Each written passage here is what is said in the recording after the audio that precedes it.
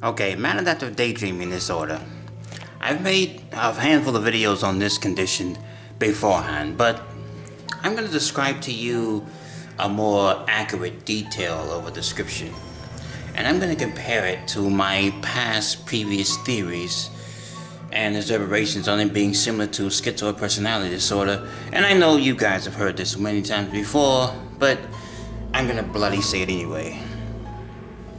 Okay, we all know maladaptive daydreaming disorder is a excessive daydreaming, fantasizing.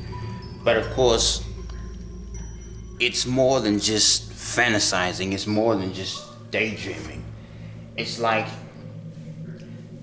you see, when a maladaptive daydreamer fantasizes, it's like they live in their imagination. We all live in our imagination to a degree, but I mean, a person with this condition tends to not only use this as some form of escapism. It's not simply escapism. It's simply how they function.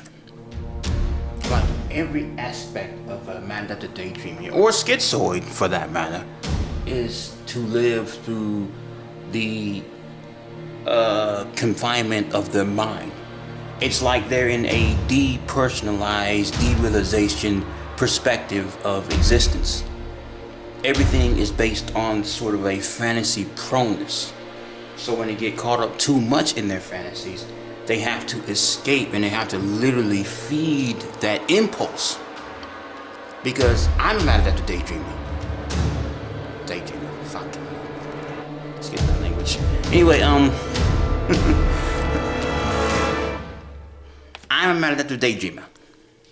I understand this condition. This is why I'm getting on bloody Social Security, because of this condition. I can't control it.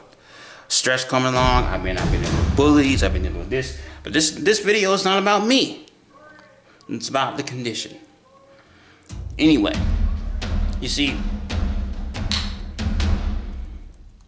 we maladaptive daydreamers, we literally talk out loud, as in we think out loud. You know, it's like you can be fantasizing about having a conversation with someone, or fantasizing in a setting, and like you will talk and you will have this like intelligent conversation with this. You're actually having an intelligent conversation. You're just fantasizing about it. It seems so real. It seems so vivid. When you think of violence, you will literally act it out. Not literally act it out as in pulling a gun, you know, and going out shooting, but I mean, you would act it out in sort of repetitive movements. You'll go like this, or you might go like this, or you might bloody shake your head, or you know, when the excitement comes, you might bloody jump around, and you walk around, you pace in circles. You look like a bloody retard, but you're not. You're excessively daydreaming. You're fantasizing. You're living it. And that's what maladaptive daydreaming does. It can make you, you can be sitting up, you can be sleeping, and an image can literally come up in your mind, and you can fucking jump up. You can bloody jump up. Like this.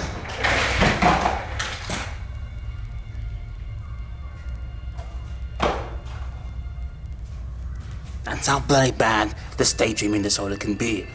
It can make you very introverted. It can make you just abnormal. Don't get me wrong, I'm not trolling in this video. I am for real. People have been diagnosed with schizoid personality disorder, and mild autism. You guys see my other videos. And I have to thank Elias Summer, the Jewish psychologist, for detecting this and making a notoriety of this. Because beforehand, this was not a well-known predisposition other than what people might see in Asperger's syndrome or schizophrenia, when people might have repetitive movements or some type of disorder, or perhaps maladaptive daydreaming in some cases might be misunderstood as maybe some form of Tourette's. But it's not Tourette's. It's the literal physical reaction of acting out of your imagination. And it's like we are neurologically predispositioned to function out of our minds. Every person functions out of their mind, but it's a neurological condition where we're just trapped up in our mind. Everything about it.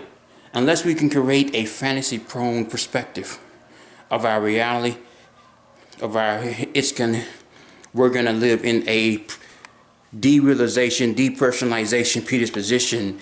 And when we try to go out and function in a normal society and control our daydreaming, we're going to feel dull, we're going to feel dry, we're going to be going through the motions, and we're not going to have any personality, we're not going to have any flavor, we're just going to be existing, because all the stimulation is conformed with being in our mind. So that's why we are introverts.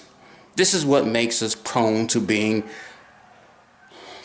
schizotypical or a schizoid, which is I am. But I mean, I'm just talking about maladaptive daydreaming. But that's all I'm going to say about this video, because I know most bloody people have the attention span of a 5-year-old.